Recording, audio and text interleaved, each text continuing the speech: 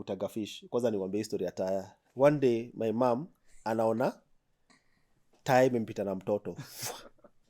What? Mama akasema, ulikuwa unaingia ndani ya taya katikati unashikilia. Mtoto ndani? Alafu unaruliwa. My mama akasema, "We, mama huyo mtoto." Sitawai kasimama. Mimi nashuka kama Lamborghini. They still be rolling. Kumbe ni wewe. Ni mimi. Ni mimi. My mom yani. Hapo lazima utabukiwa. Hapo lazima utabukiwa for later. Uliangalia tu na zile macho ukajua nilija tu ba. Ukibukiwa for later ulikuwa unatimiza. Lazima. My mom nilikuwa nachapangwa kila siku kaa dawa. Usipochapwa ni mgonjwa. Ama yuko almost every day. Hiyo taya bado unatumia kupiga nayo hewa. So guys were building hapo where we were. So wamemwaga mchanga. One day nimeenda umekelea mchanga, umetoka kuoga. Unaenda kupiga hewa nikiwa tu katikati yani kama niko upside down. Niko la face ya mama yangu. So mimi naangalia upside down. And now she's looking at me like this. So our eyes locked in opposite direction. Unatoka bafu. Our eyes locked in opposite directions. So ukiland unajua tu hapa booking. Guava. Hapa booking. Hi guys, what's up? Karibuni sana to the second episode of the year, but this is episode 19. My name is still Tracy, and thank you so much for welcoming us back to your TVs and your cell phones this proud year. Cell phones. Cell phones. Oh, smartphones. I'm sorry. Nikukana wanaitangwaje? Gen X. Millennials. Wazee, watu wa 40. Ndo nazitanga cell phones bado. But karibuni sana to another episode. My name is still Tracy and my co-host is still Larry. Leo hatuna sponsor. Viti as Caesar Hodari. But you can still order from Hodari. They'll make you fantastic sets. And anything would work. And also metal work. So contact them. The number is down below. Alright? So, Larry, Wagwan? You're doing good. I'm doing great. Watu wanaona tuko set different. Watu wanashangaa mbwembwe, wanashangaa. 2025 ni ile mwaka kuna mabadiliko. And another change is coming. Oh my god, guys, we're almost having our own studio. We are almost You wait. I'm so excited for it. And now we are going to make our studio commercial somewhere. So if you have a podcast and you do not have a place to film, mwanze kutubook saizi juu itafika mahali tutakuwa overbooked. Itakuwa BTP Studios. Tutaanza kukua tu tunawaambia talk to us 2027. So mwanze kutuongelesha saizi so that you can negotiate our prices. All right? Today's episode, our guest is a man. Born a man. No confusion. His name is Leslie Omwenga. Hi Leslie. Nilisikia msa akikuita Lei niko okay. Lei. Watu wanakutanga Lei? So it's very different. There's Baba. Yeah, that wow. Ukisikia Baba na Mokimo zinakaa mingi hivi. Someone calls you Mokimo? No, ukisikia Baba watu wako kuna place na Dadishi Mokimo yode. Baba is the much older generation. Our mothers, they've struggled they really struggled to call me Leslie or mpaka itangwa Ridhiri. What? Zimetoka wapi? Mama deno calls me Ridhiri. Hizo zimetoka? Ridhiri. Kaka Kikuyu venye utaita diesel Didoro. Oh gosh. So she struggled with Leslie for the longest. So she calls me Ridhiri. There's Lei. When I hear Lei, I know that is someone who knows me for a while. Then there's Les, the guys who I know they've met me recently. Yeah. Sasa waambie majina zako za jina lako la kitambulisho, the one your mom gave you. The one my mom gave me. My mom gave me the name Andrew Leslie Bogo Omwenga. So Andrew is mostly used by my family. I didn't even know you're called Andrew. Yes, mostly my family calls me Andrew. Or even Danid. But then sometimes Doctor. And I'm sleeping and I need Andrew. But then Doctor struggles with Leslie. Okay. Yeah. Okay. Yeah. So that's our guest today. Larry. See Larry. Leslie. Sa LL. Don't confuse. Itabidi wa viewers amenisameelewa. Mr. Moving on to important people on this set. I'm only going to focus on the important person on this set. The other one, anaweza anzisha podcast yake ajiite Mr. ama tafute co-host mwingine. So Leslie, we are here to get to know you. I think we've already briefed you on what to expect. Yeah. What you're going to talk about. So I want you to talk to our guests. Tell them who Leslie is. Define yourself. Venye mnaambianga so who's Leslie, you can do it with your qualities or your strengths and then now you can go to the career. Immediately after that, let's talk about your upbringing, where you schooled, all of that, and then now we are going to get into the huge chunk of what we are going to talk about. Okay, which side do you want to talk about first? Describe yourself. Who is Leslie? Without your works and without I am the brother of, I'm the son of, izo zote. You get like I'm a charismatic, whatever, with your values and characters. And then we're going to get into Leslie, the professional. And then now we get into where Leslie grew up, where you studied, and what you do. And now what you do will take a huge chunk. Okay. That's a tough one. I'm mostly the one who asks people that question. Yeah. I'm not the one who normally asks that question. It is good to have Karibu sana. experience. Karibu hapo. I'm normally the one who asks that question. We are honored. When I describe Leslie, people really get surprised when I describe him. Because I have given, I think career I'm upbringing has made me give a certain perception of me that people have really believed it's true. An example, you'll be really shocked when if I tell you I'm an introvert. No, you're not. I am a serious introvert. I can't do more than 2 hours of people. An introvert with social So skills. in short set, mko can't tayari tukimaliza interview up. Like I can't do. I would. Career has made me. Career life has made me able to do more. But I would want to retract. Your preference. Will be retracting my own space by myself and just sit. So I know that shocks people when I say I'm an introvert. I think also if I describe growing up, the perception of growing up, it will also probably answer that question at who I am. Growing up, I was called Akierehere as a child. And if you ask a lot of people, they'll tell you that. So I just came to learn like 2 years back, 2 years back that kumbe I'm a child. I used just to be a child who figured things out very fast. Oh. Yes, I'm able to figure out that, an example, that cup, based on where that cup has been placed, it just needs 1, 2, 3 for that cup to fall. And I will take action. Like I'm able to notice things in my peripheral sight. I'm those kind of guys who, when I'm driving, I'm going to look at car number uko, like Thika Road, pale, Muthaiga. I'm able to judge how I'm going to drive based on ile gari koko utali. Because I know that car is going to affect that car. Okay. And so, kumbe, I was just a child who figured things out fast and moved on with life. So guys used to think that mtoto ni kiherehere. But the thing is, no one could understand who I was then. So that also defines who I am now. I think I'm a guy who has been gifted. I feel like it's a gift. I'll just say it's a gift. A gift of being able to see lines where people can't see them. Did you realize it then, Amar, now? Now, actually, it was more of a weakness. It's something I was punished for a very long time. Growing up. Punished? Yeah, punished for a very long time. Okay. I was described using that. And that's why it's very important when you raise your children. Look at some of these traits and simply because you don't understand it doesn't mean it's a flaw. Wrong. Okay. You get? So my parents couldn't, because I used to be that kid who funguas TVs, funguas radio. I was just curious. Unajua, all they needed to do was get an old radio. Let you use it and then open it just up. let me open it up. And because I was just a curious child. All the parent needed to do was just expose me to fundi radio. And then be any capacitor, any whatever that is. So you were a curious kid. I was very curious. I was a curious child who figured things out fast and got bored really fast as well. Oh. Me, once I figured something out, that's it. We move on. Umefungua radio ushaona hiyo kitu yenye umesema and then that's it. We are down. Au kukuita engineer. So ungefanya fungua vitu sasa wanasemanga hii ni damu ya engineer. I wish they did that. But because if they did that, they probably would have taken me down a totally different path in life. So yeah, how I describe myself right now is not how someone else would, because I've spent more time with myself now.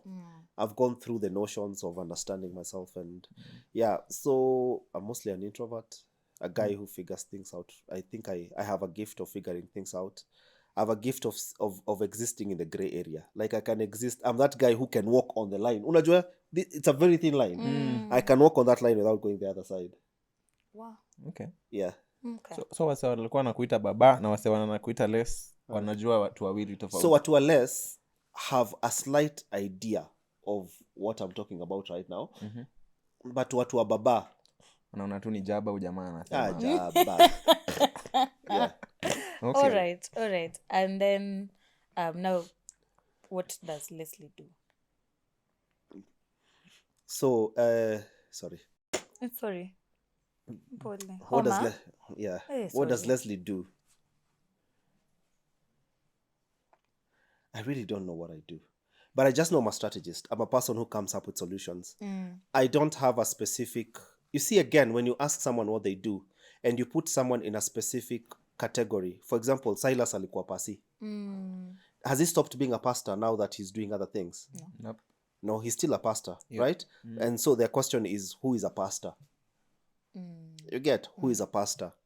So we have existed in an environment whereby everyone is putting you in a cup and everyone is putting you in a box. It's easier to describe you using one word than using sentences to describe you. But you see, that is just laziness. It's just that someone is lazy and they want to put you in a... Because if they put you in a box, it's much easier for them to... They don't have to work hard. Unajua,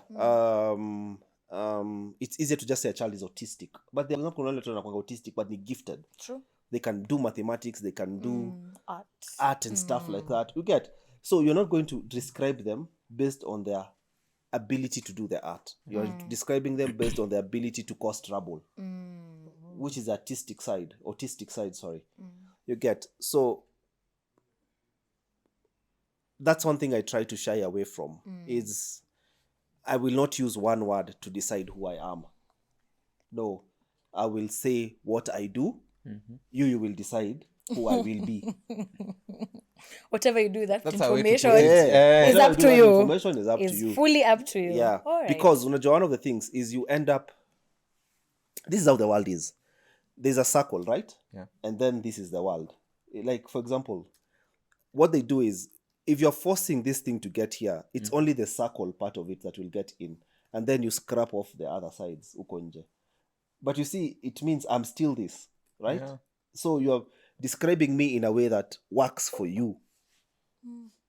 You're trying to fit me in your cup. In your cup, vile unataka kuniona. So when someone asks you when people ask me what do, I tend to now sit down and describe, these are the kind of things I do. You decide who I am. Kuta kunita doctor, sawa. Kuta kunita engineer, sawa. Fundi. Engineer mafundi. You decide what you want to call me, but that's what I do. Yeah. Important to tell our audience, please listen, so that at the end of this episode you can tell him what he does or who he is kwa comment section. Sawa. Yeah. Hiyo swali hata sasa. All right. Let's go with now to the next bit. Where did Leslie Omwenga grow up?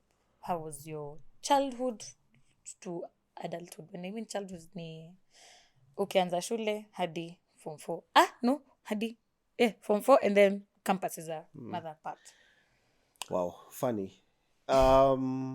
Leslie grew up in Kahawa West. I was born in Dandora, that's what my mom says. Then I came to Kahawa West Baptist when I was 7 months.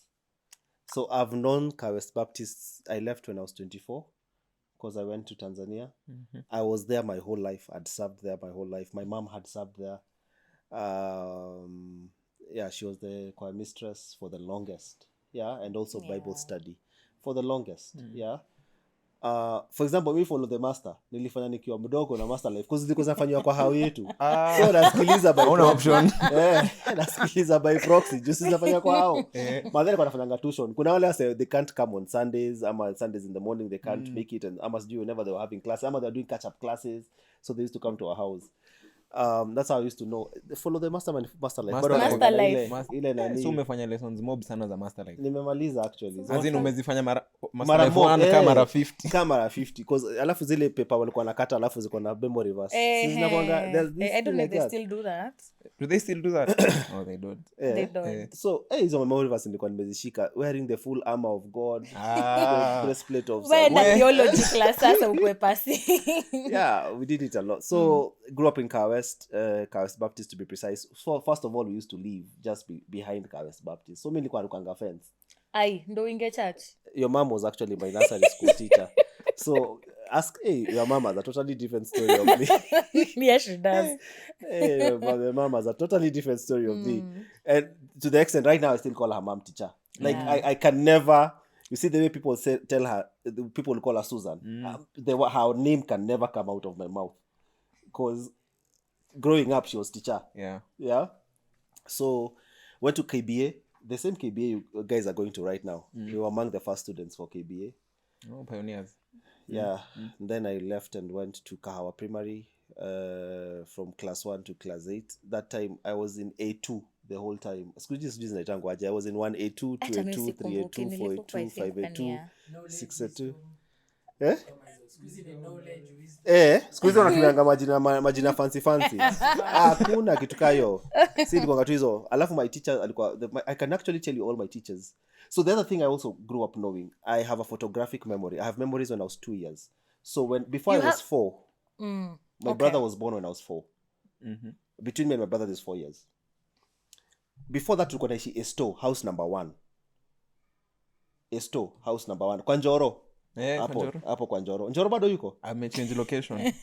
Njoro hizo my friend, mninunulie. Naomba mnisponsor hiyo chai na hiyo mandazi. Tutaenda. So hapo kwa Njoro we used to live there. And when I was living there my brother was not born.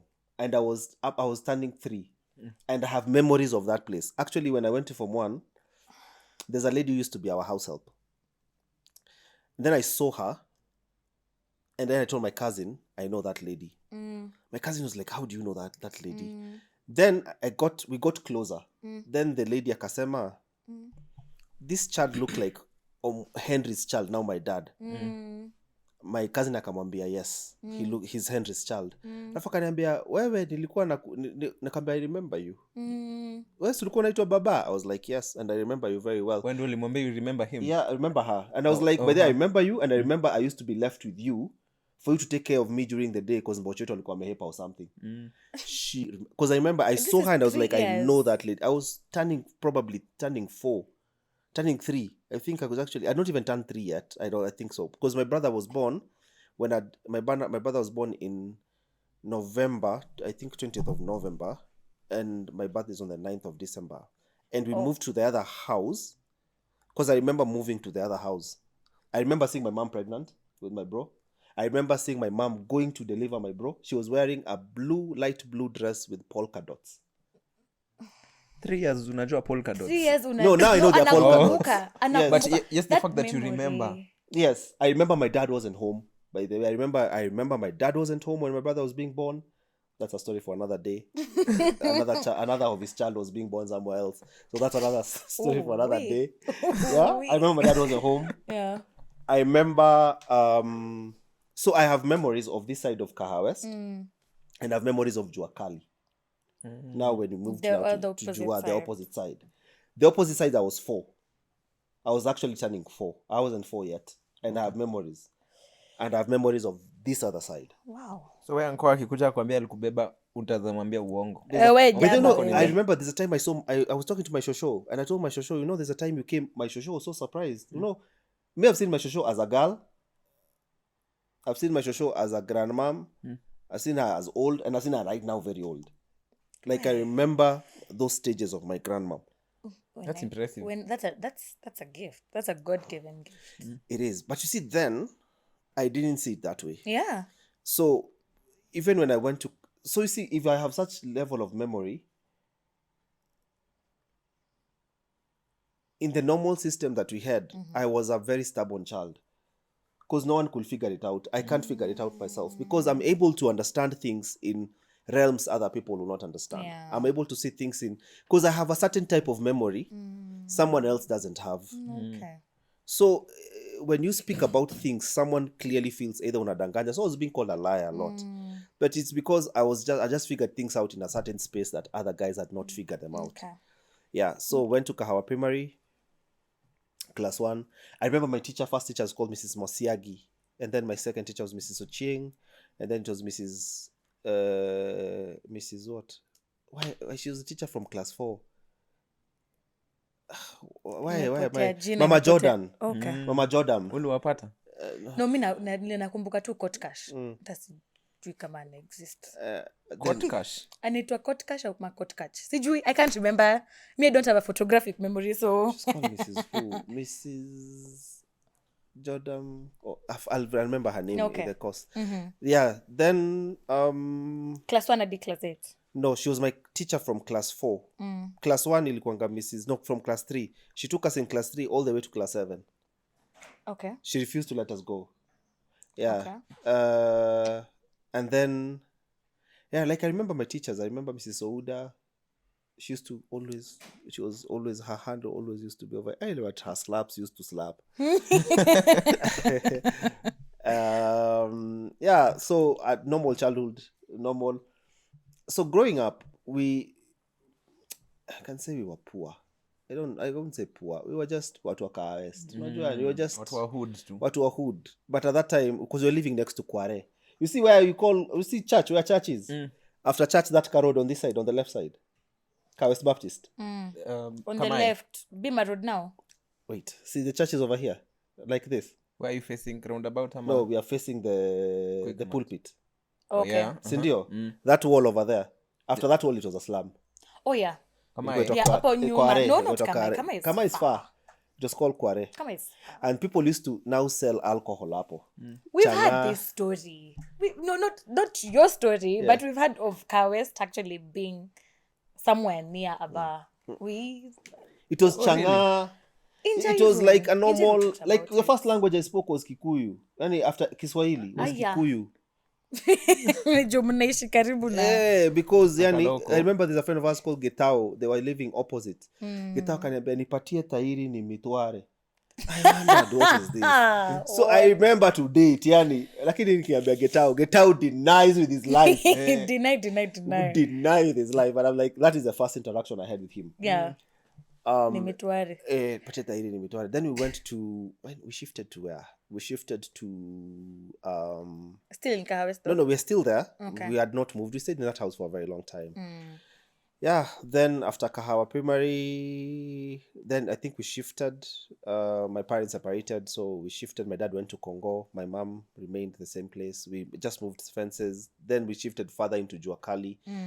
I think moving further into Juakali, that's when you start now realizing. You see, it's not the Kaa West you guys know now. Then that's when you start realizing. But at this point, you're in high school, though? No, I'm still in Primo. I'm in class 5.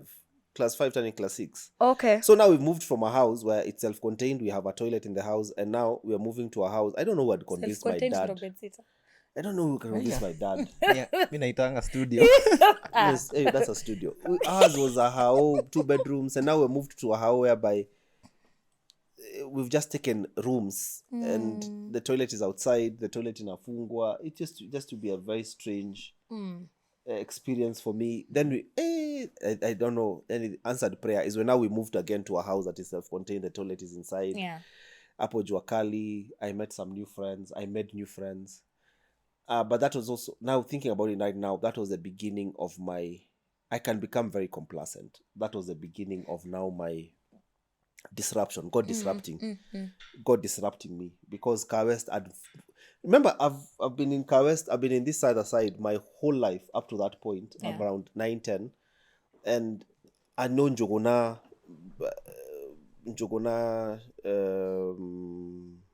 Getao, Nathan, Kabugi, we were just a very close knit. As we were renting them, they had their houses. It was a very close-knit neighborhood. Okay. And most of us were going to Bapo. So tukitoka church tunaingia huko yani mtaani. Mnajua ni kwa kina nani mnaenda? Sunday school tulisoma ni the same. Yeah. And Sunday school tumetoka ni the same. Syllabus ni ile. Then we shifted. My dad shifted. My mom shifted. We were the same place. And then what happened? Finished high school. Which high school? No, finished class 8. KCP. Hey, when I finished class 8 I felt like yani wacha nikwambie, unajua ile mlisoma primary maths? Unaona ule mse anakanyaga step. I was so depressed class 1. I was the man nitaikanyaga hii step ya huku school gani. Me, I was depressed. You thought there's another, okay. Class 4. Alafu hizo stairs ina changing after 3 classes. Yes, the class after classes, after like class 3 ina change. There's an orange, green. Nilikuwa kwa the same class for the longest. Yani class 1. Fiki ya juu. Akia nani, I was so discouraged. Yani I used to think class 8 nitaifika siku gani. Alafu unachika sasa class 8 wachikia sasa ni they are gods. Oh gosh. These guys are gods. I don't like how we used to place upper primary kids when we actually were primary at such. Oh goodness. I hear my siblings talk about form 4 is really. Yeah. So ulimalizia class 8 now at Kawa primary? At Kawa primary. Okay. You know, I remember my index number. It was 40 10 98 018. You were index 18? I was index 14.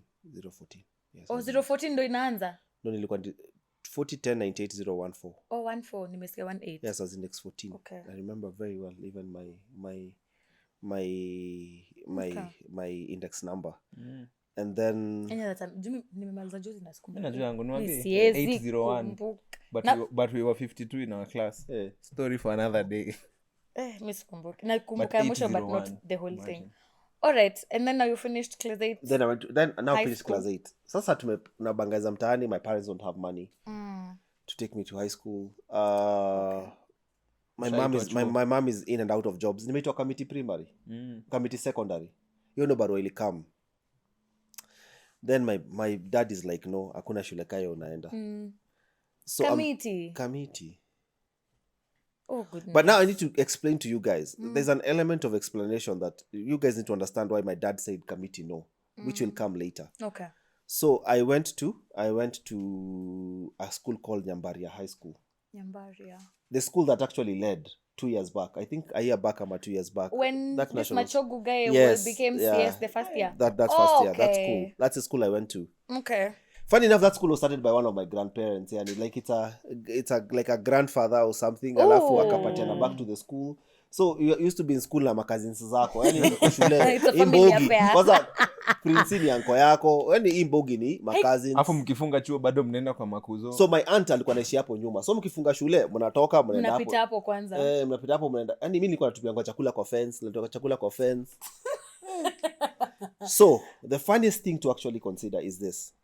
There's nimesema Kierere. My parent was never called to school. Not a single day. Even in high school, not a single day. I was a cheeky child, but not disobedient. I came to be told that story by my shosho this year when I went to travel to see my shosho. My shosho was like, so my brother has a child. My youngest bro has a son. So my grandmom was like, yes, this child is like you. He looks like me, but not... Yeah, wewe ulikuwa uli and ulikuwa unasikiliza, but I was very cheeky. I'm that child who 1 2 3 nimepotea. Yeah, but I'll still be very cautious with safety. Yes, nilikuwa naswimingi pale Kware. Hapo Kware. Dufompararo. Ile tutu. Yani to date I can't swim well. Cause yani I was so used to when just swimming. It was wow. There's a time I almost drowned. That was a funny thing. Alafu me, I'm those children who used to be beaten every day. But because swimming, they didn't understand. But now swimming was the one thing I was never stopped. Sikuwa ikatazwa. And that's the one thing I stopped at my own volition, yani. Then tukwenda kutega samaki, mablundi, tukwenda kama yelondi na mablundi. These are fish. This fish ka easy. Then tukwenda tunatega. So this is what happens. You wake up in the morning. First of all, you drink tea. Mwakishana kunywa chai na mkate. So, ini area ama ni chuo, ni home ama ni home. But now you need to understand there was like a ritual before that happens. So first of all, you've stolen hangers. The wires were not hanging around. Nimeiba hanga ya fathe na madhe. Kwa hivyo kuna nguo mbili hazina hanga. Yeah? Ukatengeneza frame ya gari zile gari za waya, alafu enda zile manyumba zinatengenezwa those houses, then you get the wires, the binding wires za kutengeneza, ushatengeneza frame, unatafuta kuna msee alikuwa Mothe. Mothe alikuwa na roho mbaya. That guy alikuwa anatengeneza kama bike. Alikuwa na roho mbaya huyo msee, yani to date, yani hivi siona mtu ana roho mbaya kama huyo msee. Yani I'm old but still I can remember how it's not that bad. No, yani it was that like that. Wow. So alikuwa opposite Denka. Okay, they know their nani was called Denka, their hardware. So it was just opposite. Mama Deno is Mama Grace Tirikwa. I'm trying to think. Mama Deno is Mama Grace Tirikwa. Okay. So no, opposite their hao, it was called Denka was the hardware, alafu opposite. Mse wa Mothe alikuwa na roho mbaya. So we used to go there and steal. Because hata tupe tubes lazima mchukue. Lazima tuibe. Alafu after hapo tumetoka pia pale, unajua Ogwethi? Yeah, I know Ogwethi. You know Ogwethi? Yeah. So you guys might not know Ogwethi. Ogwethi is the one guy who unajua Mwahome? They have circumcised the whole of Kaya West. True. You are either circumcised by Ogwethi. I think walikuwa nagawananga. Yeah, and or Wahome. That is true. Ogwethi or Wahome. That is so true. So tukaenda hapo Ogwethi, kulikuwa na msali alikuwa na making mataya za gari, tunaiba tires. So our house iko nyuma ya church, kulikuwa na kamteremko na kamlima. So you wake up and make sure you are there very early in the morning. Unapata hiyo tire momentum. So unaendesha hivi, inateremka inapanda ile mlima, inaenda hiyo side nyingine. So mtashikwa. Then okay, I will pause on the story ya kuenda kutaga fish. Kwanza niwaambie historia ya tire. One day my mom anaona tire imempita na mtoto. What? My mama akasema, ulikuwa unaingia ndani ya tire katikati unashikilia. Mtoto ndani? Alafu unaruliwa. My mama akasema, "We, mama huyo mtoto." Sitawahi kasimama. Mimi nashuka kama Lamborghini. This will rolling. Kumbe ni wewe. Ni mimi. Ni mimi. My mom yani. Hapo lazima utabukiwa. Hapo lazima utabukiwa for later. Uliangalia tu na zile macho ukajua nilijua tu baa. Ukibukiwa for later ulikuwa unatimiza. Lazima. My mom nilikuwa nachapanga kila siku kaa dawa. Usipochapwa ni mgonjwa. Ama yuko almost every day. Hiyo taya bado unatumia kupiga nayo hewa. So guys were building hapo where we were. So wamemwaga mchanga. One day nimeenda umekelea mchanga, umetoka kuoga. Unaenda kupiga hewa nikiwa tu katikati kana, yani kama niko upside down. Niko la face ya mama yangu. So mimi naangalia upside down. And now she's looking at me like this. So our eyes locked in opposite direction. Unatoka bafu. Our eyes locked in opposite directions. So ukiland unajua tu hapa booking. Guava. Hapa booking. Mimi booking zangu hazijawahi timizwa. Kwa na book asubuhi. Akirudi jioni ashachoka. Wewe ni mzee. This is a different era. My mom alikuwa anatimiza. So during our days, first of all, hata kuchapwa si mama yako tu amekuchapa. Community. The village. I remember there's a time my sister amepiga nyakeo. Nyakeo was Getao, ule watairi nimetoa, the sister. So my sister runs towards the estate. Levi guy staggering is the one who brought my sister home. Okay. Akitetea my mom, akema mama simchape. Imagine how much of a community. Bapo was a community. Kaya West was a community. We used to wake up in the morning. So now back to the story of Mnyongoro. Mnyongoro is those earthworms. So we wake up, watu walikuwa tupanga matakataka nje. You go now, you start scavenging. Ukitoa hizo mapepa unapata huko chini kuna earthworms zina. So you put them in a kasuku. Then unaenda soko. Za kutega fish. Hizo ni bait. Then unaenda soko. Soko unachukua pins. Kwa sababu wale walikuwa wanashona walikuwa wanashonanga na pins. Unachukua hiyo pin unaikunja na mdomo. Alafu ndio sasa unachukua zile waya zile kamba za kushona viatu. Unazishikanisha kaa 4. Alafu unafunga hiyo pin. Sasa unaenda kutafuta styrofoam ya kufloat. Kaflota. We used to do all those things. Unaweka hiyo mnyongoro, unaweka kamba. Sasa tunaenda hapo kama fisherman. My friend, unasema pale unaenda kutafuta bamboo stick. Sisi tunatafuta bamboo. Ni bamboo. Sisi tuko na yote tu ile. Anything that works. Kamuti. Unatupa alafu mnangojea. Kidogo unaona kama anza kufanywa hivi kana na kuepeshwa. That's a fish. So one day nikatega catfish. Tukatoka nikaitoa hivi sisi tukidhani nyoka. Tumeepa. Mse mwingine I am the one who caught it. I remember. Nikakimbia, then tukaishika msee, tukata kuzia msee. Then people are not eating catfishes, yani they were very rare. Tukachukua hizo blundi tutengeneza aquarium kama hii, unaweka kwa ile ni chupa ya toss, ile kubwa, you put the fish uko ndani, unaweka na maji ya chlorine. 2 days imededi, alafu unaijazia huko nani ugali. I used to tell us these things. 2 days imededi. Hakukuwa na internet hiyo time.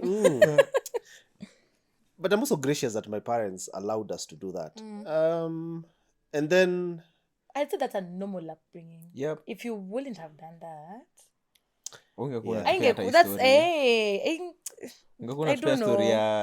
life haingekuwa venye iko sahi.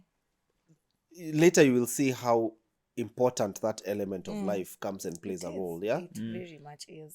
So went to high school. So I need to explain to you why the Nyambaria high school. Nyambaria. I hated my dad for that. I hated him. Manze mabeshte zangu. No, mabeshte zangu zote unajua kwa shule gani? Uko Cubs. Uko ni shule gani? Okay, my girls inaitwa Cubs. My girls hiyo. Niko Cubs, niko Pango. Niko Loreto niko itabaje? Sijui. Kuna shule anavanga ngani Kotet, niko Kotet. My friend, mimi niko Nyambaria. Nyambaria high school. What was that pronounce? I hated my father for that. Yani, I used to feel so bad. Wait a minute. You Saizi, looking back, would you, okay, not even looking back, would you have preferred going to Kamiti or Nyambaria? Which one is better? At that time you hated him, but ungetaka kwenda Kamiti. Actually confessed to my cousin this year in December, in January, and I told him in December, that's the best thing my dad ever gave me. He gave me an identity. I went back home to my people. I learned Kisii. I now understand Kisii. I understand how my people lived. I lived with my people. An identity. You see, right now, you don't probably think identity is important. And you don't chase it. A time comes, you start chasing identity. Right now, because of that, I don't have to chase the identity. I exactly know who I am and where I come from. Awesome. So I hated my dad for that. I remember. And then one thing I've not told you guys is that at some point, my parents separated. That is the one day I cried the most in my life. I have never cried like that. Because it was business as usual. Again, that's another disruptor in life. Yeah. God disrupting me. Unavile msena limanga unachukua ngwashe, ukitoa ngwashe kwa ground alafu unachapa cha unatoa the mchanga. That was exactly God doing that. So it was very disappointing at that time. It was extremely, extremely, extremely disappointing. So what would I tell people? I have a story. I think this story, I will talk about it today because I have a platform. There's a guy called... So we used to live around guys. One day, there's a guy called Brayo. Brayo kaniuliza, mbona mnaishi Kongo na jua kali? There's a guy called Ndoch. Kennedy Ndongo. I don't know if anyone... Kennedy Ndongo Ndoch. Ndoch aka intervene akasema, unajua anaishi Kongo kwa sababu baba yake huko mali alikuwa anaishi hawakuwa na parking. Like he saved the day. I didn't know what to explain. And to date, I remember what Ndongo did. It was just before the gate ya Farmer's Choice ya Kahawa Primary, this other side. And I remember to date, yani, what that guy did. Yeah? So... He saved a lot of explanation. He saved a lot of explanation. I didn't even know how to explain. Then went to Nyambaria High School. My parents have separated, of course. So now I'm going to my dad's side of the family. Okay. Yeah. It's difficult to interact with them. Because at that time, I'm looking at my dad as a villain. I'm looking at my dad from the eyes of my mom. But that's a mistake we make as boys. Wow. You look at your dad at the eyes of your mom. Your dad is not your husband. Your dad is not your husband. He's your dad. Unajua, this thing, alafu even mothers, you radicalize your children against your... The other now I can, now. But my mom, funny enough, my mom never a single day radicalized me against my dad. Not a hakukuwa nakuja huko anasema hata baba yako hakuna. She used to tell me, respect that man, he's your dad. Again, the things you tell your children, they're going to use it against you. You get? Right now, you're weaponizing your children to use it against their dad. They're going to weaponize themselves and use it against you. True. So, yeah. And then finished Campo. Nani was nice. High school was super nice. Finished. Then church kulikuwa na kina kina phonic tukaitanga excans current day phonic. Yeah, it's called excans. So that time by the time high school kulikuwa na camp ilikuwa inaitangwa set free camp. Bado iko. My teacher was called Mrs. Ongai. Mrs. Ongai. Yeah, Mrs. Ongai. So ilikuwa it's still there, set free. By the way, akina, you know, now I appreciate things like set free. Akina Mother Mwangi. Okay, we used to butt heads a lot. Mother Mwangi, the nice one was Mama Wangeshi growing up because she had sausages in her house. The nice one was Mama Wangeshi. But thinking about it now, we were not also very easy children to deal with. We were not the and easiest it's every bunch. single every single we were not the simplest batch. You guys now at mnaenjoy sijui akina GBD. Hizi ngoma mnaimbanga siku hizi. JBD. Oh. JBD. Those days ulikuwa unachezanga, the only ngoma ilikuwa inachezangwa kwa church ilikuwa gani? Kuna ngoma tulikuwa tunachezanga yeah, ile I know who I am. I know who I am near Gen Z. Gen Z's. There's a song then Papa San. I don't know. I'll show you guys after this. Okay. That was the only song. No, we had only 2 albums. We had Out of Eden and we have True Vibes. Those are songs to date. Yani, like let me show you. They are songs to date. Unaimba word for word. Maybe when I see a song title I might know. No, let me. Yani to date. They're on my playlist. Oh. Yeah. To date. No, this is Last Flight Out. Happy True Vibe. Jump. This was one of the songs. To date. Pastor Kenos. Ama Clement. Deacon Clement. Anaitwa Dubai Fellowship. Wow. Then ngoma za set free. Then it's no ngoma. Ai, come on. Na mko mnazitoka mbaya. You had to because you don't have Vimbada and Vidole to dance to. You don't have to. Yeah. You don't have them. Detour. We were the founding members of Detour. I know there are stories out there. So you can dance? Yeah, Detour. I'm the one who formed Detour. It was me, Caroline Ahoya. It was me, so you Caroline Ahoya, Dennis Tirikwa. Because it was ex-Kanse hiyo mwaka. Oh. Yeah, it was ex-Kanse hiyo mwaka. Silo, the one who passed on. Who else was there? I can't remember the other guys. Tulijikusanya tu after. Tulijikusanya tukaanza kudance because that was the only thing. Johnny Whoops. Johnny was now our leader. Johnny came later. Yeah, Johnny came later. And then we were not called Detour then. We were just the dancing crew or something. So Johnny is the one now who gave it the name dancing. And branded it. But now, how it started with us. Then, you know the freedom you guys are enjoying right now, you're enjoying music in church, your hair is like that. We could never have our hair. Mama Mwangi atakufukuza church, by the way. Atakutoa uende ukanini, uende ukachane nywele urudi. Donge, enda uchane nywele urudi. Donge, mpaka wa leo. Bado yeye ni fashion cop. Enda uchane nywele urudi. But again, I will explain why. Unajua, when we were younger, we used to... Alafu kuna boy fly to Benso. Sijui kama unajuanga Benso. Benso alikuwa in charge of equipment tukiwa high school. Tulikuwa tunasema ngani we wish to have a concert. Alafu Benso afungiwe huko. Unajua kama Asterix. Getafix anakuanga amefungwa kwa mti. Ikiisha always atoje Getafix ama nani anakuanga amefungwa kwa mti. We always wanted Benso. Akawa amefungwa hivyo kwa mti yani. So finish campo high school program. Then kulikuwa na set free. My mom could not afford set free.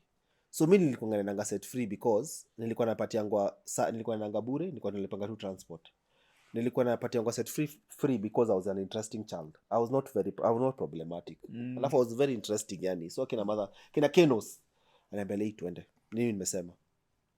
Sawa. Hata mimi Kenos ameniambia twende. Juu nilisema Bible verse. Alikuwa amefunza hizi Tuesdays and Thursdays. Yeah. Afu nikaisema. Those Tuesdays and Thursdays we used to eat biscuits and juice. Mpaka leo unapanga biscuit na juice. Yeah, they still provide. When you place some cultures never die. Some traditions just never die. Bikwi zako 3. Na juo. Sasa ule mdema alikuwa ameambiwa sasa yaende sasa atenge amixizo juo. Kuna mtu alikuwa kama ni sister yako umeomoka. Unakula biscuits tano. Because the calm. And then we had Pastor Ezekiel then. But Pastor Ezekiel never pastored me. I was pastored by Kenos. So I was privileged to be pastored by Kenos' dad and Kenos himself. Oh, nice. Yes, I was privileged to be pastored by his dad and him.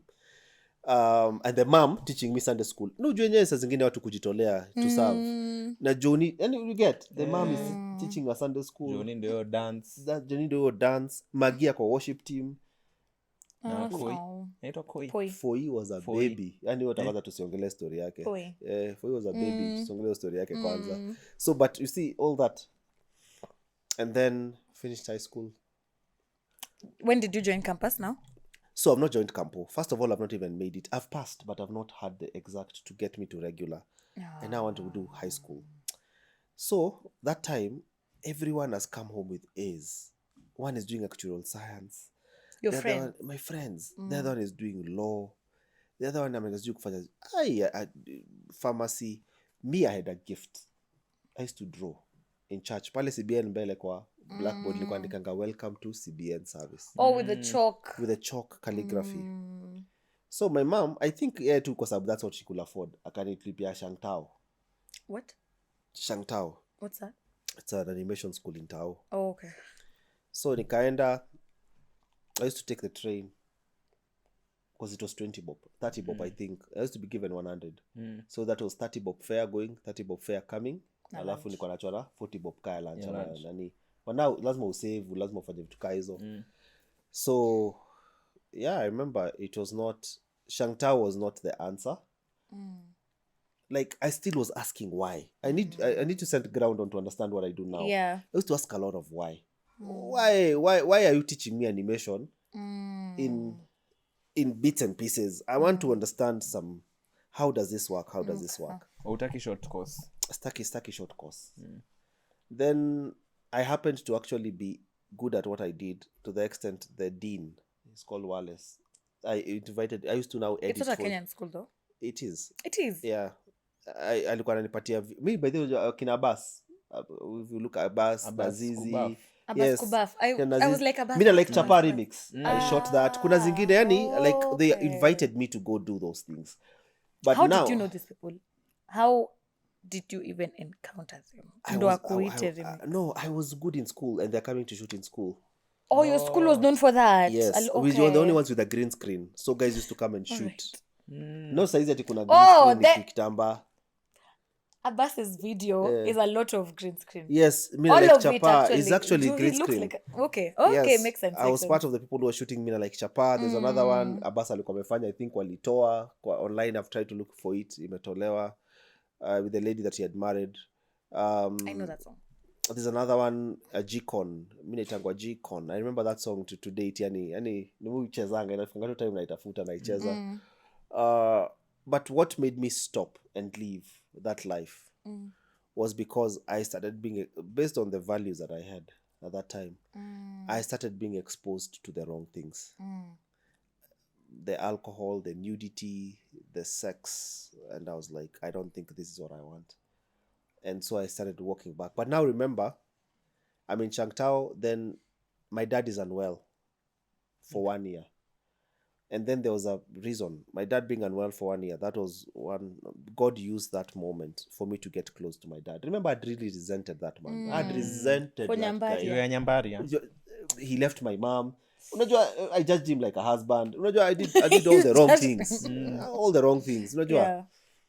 So I really resented my dad. But now that 1 year, I was forced to get close to him. You were living with him? No, I was just taking care of him. Okay. But I used to go see him every morning. Okay. And then that's 2006, I'm not doing anything. Finished 2005. 2006, I'm not doing anything. I'm home. I got close to my dad. In 2007, I think in March, whatever, he passes on. I think in April or something. He passes on. My mom dies 7 months later. Okay. So my dad passes on. Yeah, I know people get shocked. Yes, my mom passed on 7 months later. Was she sick? My mom was just negligence. Yes, it was purely negligence. It was just negligence. I'll tell you what I remember your mom for off camera. Yeah. There's something I still say it to date about, something very unique about your mom. I remember. Yeah. So, and now I'm left out in the world. With your siblings. With my siblings.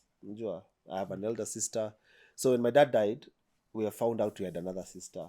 We had looked for her. She was living with us. So now, one thing people forget is that when your parents pass, you guys have lost totally different things. True. You've not lost the same person. No. I'd lost I was closest to my mom because I'd spent the most time with my mom. And I'd have temperament. My mom understood me. But my sister, my mom was confident. My brother, he was the youngest baby. So we all lost a totally different thing. Yeah. But I'm actually grateful that there was some support not from the church per se. There was support from people from the church, like Clemo. Clemo literally raised me, Yani. Yeah, literally raised me. He's the one person who has that father authority over me. Like, I will never argue with him. Yes, he has that father authority over me. But from when I was 5 years, by the way, me and Clemo met when I was 5 years. He wrote me a letter. I still have it to date. Alafu akaandika hiyo letter kwa mwisho akaandika, if you can't read, please give it to your mother to read for you. And kama ni beba. Unajua hizi soma. Yeah. Oh, wow. Sorry. Was Shangtao helpful ama ulipitia shule? Ulipita tu fanya exam ama you actually... It was very helpful. Very, very, very helpful.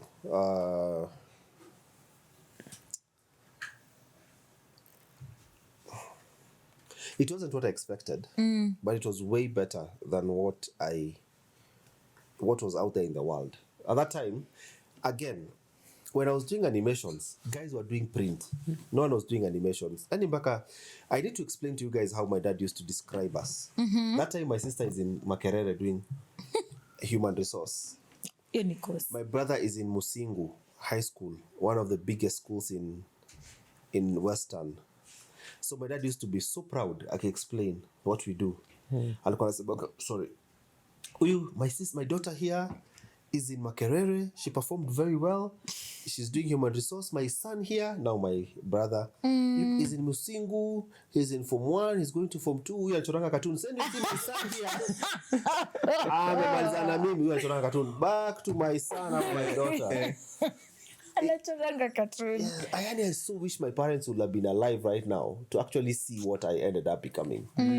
Yeah, that's one thing that's one thing I wish they were alive to see. So, Shangtao, my parents have passed on while I'm still at Shangtao. I've not finished. I finished school. Now what next? What do we do next? I have no idea what I need to do next. But that time it was also very rough. It was a very rough moment. And it was a rough moment because I've lost my parents.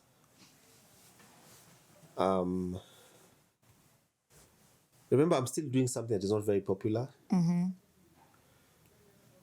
I'm dating a chick who's the mom is like, nope, you can't date my daughter. Because who dates an animator? Anachoranga cartoon. That's what is going to feed you. That's what goes to feed my daughter. My daughter is doing a course moja heavy. Najua. Though we had that conversation with her much later in life when nilikuwa nimeomoka, we had the conversation, but I actually understand kabisa as a parent. Mimi mtu wangu akiniletea hapa makanga, wewe kufa dereva kufa makanga, wewe makanga anadai. Makanga anadai. Yeah. Yani, you understand, it comes from a point of love. Yeah. Unajua? Yeah. Purely from a point of love. It doesn't come from a point of malice. It's not malice. Unajua, it doesn't come from a point of malice. It comes from a point of love. But at that time, when I was going through it, I was just like, akinani nikiomoka nyi wazee mtaniona. Nyi wazee mtaniona, ngoja na nitaomoka. I don't even remember those things now. But one thing I've also told you guys is that I grew up with a lot of rejection. I grew up around a lot of rejection growing up. And that is actually one of the things that made me become an introvert. Like, Mimi, I'm self-contained. Yeah? I will solve my problem. I can solve my problems. I think also God gave me that gift, knowing the kind of person and the environment I was going to grow up in. I'm able to figure a lot of things by myself. I will not need to, or I will consult and I just need you to put a very small piece and then I'll be like, aha. That's it. That's all I need. That's all I needed to actually piece up. I'm those kind of guys who, I also had like when my mom was dying, I was feeling bad for a whole month. I felt so bad for 1 month, and I couldn't tell. I used to wake up feeling bad, go to bed feeling bad. Kumbe, I was mourning my mom. You didn't know? I didn't know. Then my mom died a month later. No, she's alive. Oh. I'm having that feeling, and she's alive. Oh, wait. Yes. She's alive, and I'm having that feeling. I was just having a feeling. It was the worst feeling ever, and I had it again. After when my boss who took me to Dar es Salaam passed on, I had it for 2 weeks. I even told guys. Yeah. I remember that time, my girlfriend at that time, I told her, who eventually now became my wife, became my wife, who is not my wife right now. I actually remember I told her, I sense there's death coming. Oh, really? Yes. Imagine now having that burden of going through knowing there's a death coming. And you don't know who it is? You don't know who it is. But I knew there was death coming. Pastor Ngige is the one who told me my mom had passed on. I remember that time I was going to see my mom in Hosi. And I told Pastor Ngige, I think I knew my mom was going to die. And then the Pastor Ngige said, that is called a gift of discerning. Discernment? Yeah. I have a question. When your dad passed, your relationship had been mended. You said you had 1 year taking care of him. By the time he was passing, was it okay? So funny enough, the last phone call I gave to my dad, nilimzushia kwa mail, kwa voice note. I'd carried his clothes. I was going to school and I was carrying his clothes. He was going to the hospital. Na kunga nikizusha niliboeka naye sana. Na dadi nakupigia na kuchukui simu, and I'd given him my phone at 1100. And then my auntie had that voicemail. But if my dad died on a Saturday, we had a call with him on a Wednesday. That was the last time. And I told him I'm sorry for that. Okay. I'm so sorry, Daddy. I just called you and you didn't pick my phone. I didn't know what to do. Yeah. But it wasn't a bad message. It was like, Daddy, niko na nguo zako. I don't know where to take them. I'm going back home. Yeah. So relationship. Then I don't think I thought about it being mended then. Now I'm thinking, I'm like, God just gave me 1 year. Because right now I've been going through the most, probably. Yeah. I've been going through the most. 7 months later, you lose your mom. 7 months later, my mom passes on. What does that do? My dad's grave is still very fresh. And now we're going to bury my mom. So the question is, where do we go? With your siblings? With my siblings. Where do we go? I'm still in Shantao. So fundraising is done. There's some money. I'm in church. You know, people don't really care. Once your parents die, people don't care. People pretend they do. They don't. No, people don't give a damn. They will care day 1, day 2, day 3, nothing. Not even sickness. How many of your friends, if you're unwell today, they can come see you every Saturday? They will move on after month 2. Unajua?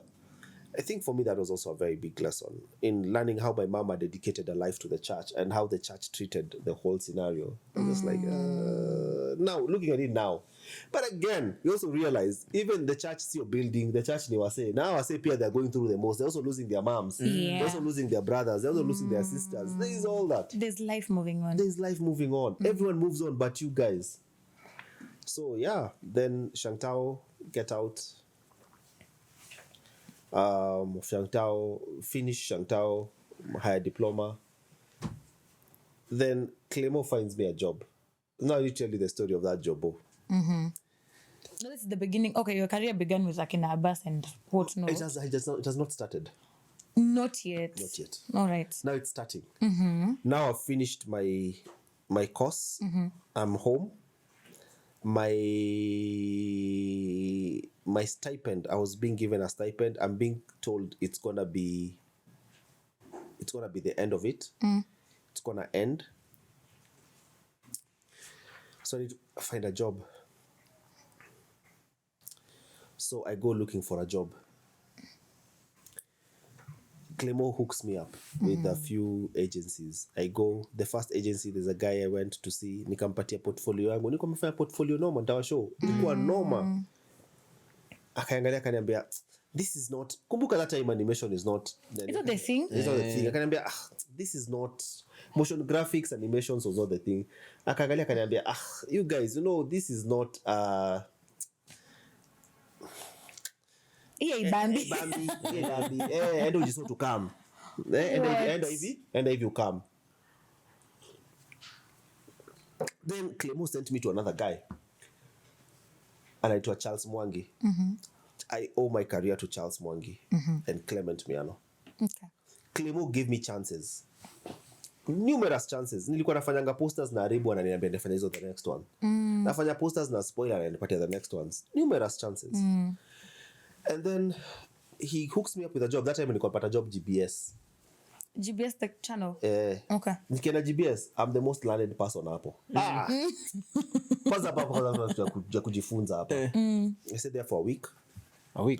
And then I'd gone kumbuka Clemo alinituma kwa wase wawili. Alinituma kwa the first guy aliniambia siwezi. The second guy was the boss to the first guy. Charles sasa. Chalo was Mike's boss. I can't say his second name. Chalo was Mike's boss when they were working in another agency with Clemo. So kupelekea Chalo, kumbe that's one thing they were looking for. Akapeleka kwa his partner. I was hired immediately. Nikaambiwa nikam. Nitakuwa hired. A week later nikakumbuka nikamcall akaniambia on Monday come. So I never went back to GBS. Okay. So that's how my career started. And this was a branding firm. They used to do branding, marketing and branding. So me, I didn't even know what branding is. Now sasa ndo sana naanza kujifunza what branding, what a brand is. Unajua, kumbe brand sio logo. I didn't know those things. So there's a guy called Paul Ngoge. Paul is the one who actually took me through that process, introducing me. Chalo taught me design. Paul taught me. So these are two very fundamental sides of my life that came to play a very important role later. So Paul brought me in, pole. Then I was fired in very mysterious circumstances. After how long? Like a year and a half. Okay. I was fired. Very mysterious for circumstances. Not anything I'd done. What happened? It wasn't me. It was someone resized the... That's a story I don't like telling. Because now Paul is in a very good position in life, and even at that time we were going through the most, all of us, but I'd not been paid for 4 months. Kumbe God had a reason. Sitalipo for 4 months, hizi ndio ndakuja kuzinid. Then I got fired, very mysterious circumstances. But again, me and Paul later reconnect in Dar. And then he tells me, I don't care how me and you went our separate ways, but I'm very proud of the boy you became. So we reconnect later with Paul. But now I get fired. Chalo gets so annoyed. Charles Mwangi gets so annoyed why I was fired. Because I was reporting to him. Oh, he didn't know you were fired? He knew, but he got so annoyed. Why am I being fired? Okay. Because I'm reporting to him, and he knows the mistake is not mine. But the person who's doing, Paul now was a CEO, and Paul is actually having a totally different set of information. It wasn't like anything. Paul had a totally different set of information to what Charles had. Yeah, so I got fired. My aunt asked me to tell them to give me the chance to resign. Then Chalola finds me a job where he used to work. Now him and Mike used to work. Now he finds me a job there. Wait, kabla tujaenda sana. You've mentioned about being fired and a chance to resign. And? Umesema pia a chance to resign. Yes. Please, unaweza so my aunt felt... No, why will you do that? My aunt felt like being fired just looks bad in the CV. I just resign. It didn't matter that time. I was a junior. It doesn't matter hata kama nili abscond. Unajua, nothing matters at that time. I was such a junior. So Chalo finds me a job. And I got that job nikiwa set free camp. I had gone to set free and I was a counselor. And I remember nikaenda hiyo interview. I was called to kienda TSO on the 31st of December. Nilipigiwa simu nika-negotiate salary yangu kwa simu. Nika-report on the 3rd. Ukiwa tu set free. Sasa tushafika tunavuka TSO. Mimi nikienda kuvuka mwaka na job sasa. Navuka mwaka I'm now employed. That environment was so different. But now, remember there's a verse that says, do not conform to the standards of the world. It's in Ephesians. But be transformed by the renewal of your mind. I think that's the most difficult verse in the Bible. Do not conform to the standards of the world. You're in this world. How do you not conform? But be transformed by the renewal of your mind. Do you know how difficult it is to renew your mind? Right now to change your mind over something. So that you may taste and see. It's a conditional clause. So that you may taste and see. So that... First of all, what has to happen? Not conforming. Number 2, transforming. So that you taste and see his good, pleasant, and perfect will. Good, pleasant, perfect will. If Paul hadn't fired me, I would not have gone to the next job. Yeah. The next job, I meet another guy called Simon. So I just went with favor. So what happened is there was just favor. When I went to that other job, the CEOs loved me. I was given the first job, nilipata job ya CEO. There were 3 companies in one. So nikapata job ya one of the CEOs. And she loved me. She really loved my work and how I'd done it. And then kutoka hapo ikafikanga sasa akitaka kufanya job mimi ndo nafanya. Mimi ndo naitwa. Because she was also a headache. She was a headache to my CEO. Oh, okay. So ikishafika Leslie akaenda kufanya hiyo job hakunaka complaints. So mimi nilikuwa why is Leslie she's called Leslie. Leslie najua tu yani end of the hour. Yeah. Then the husband to my boss was the owner of the company. This lady now? Yeah, no, the husband to my boss. To my boss kabisa ule ananiita Leslie. Oh, the owner of the company. So there were 3 CEOs. The wife was the CEO of the agency. The hubby was the group CEO. Okay. Alafu this other lady was the CEO for the activation agency. Then me and this lady became very good friends. Because I think mimi nilikuwa simuogopi. So nilikuwa na ofisi yake kwenda kupiga story. Imagine ni CEO anaogopa na kila mtu. Mimi ndo nakupiga story kwa ofisi yake. I'm like, no, I was just passing by. I came to say, and I'm like, come in. Na tunapiga story wasa nasikia nikicheka. So guys wakaanza kujuanga. Leslie akitoka kwa hiyo ofisi peleka proposal yako itapita because now okay to hand to you sasa wananipigianga saa zingine wewe kuja ungana na demi yako wewe kuja ungana na demi yako huko down kuna proposal iko hapa proposal ipite liko hapa lazima ipite. Okay, what was this agency doing? What was the company? So now they were we were doing ATL above the line. Okay. It was a marketing company. Okay. The other one was doing below the line. So the below the line CEO alikuwa ameni-like. So not kuni-like. I think she liked me as well. It was personality. Just favor. Ni favor to your God yani. So one day my CEO was, I don't know which project she was doing, the one I was reporting to directly. She was doing a project. Then I get a phone call from our client service, guys in client service. And they're like, Leslie, you're being called by the CEO. Huyo mse nataka huyo CEO wetu huyo, the top CEO. Hata Clemo alikuwa boss wa Clemo.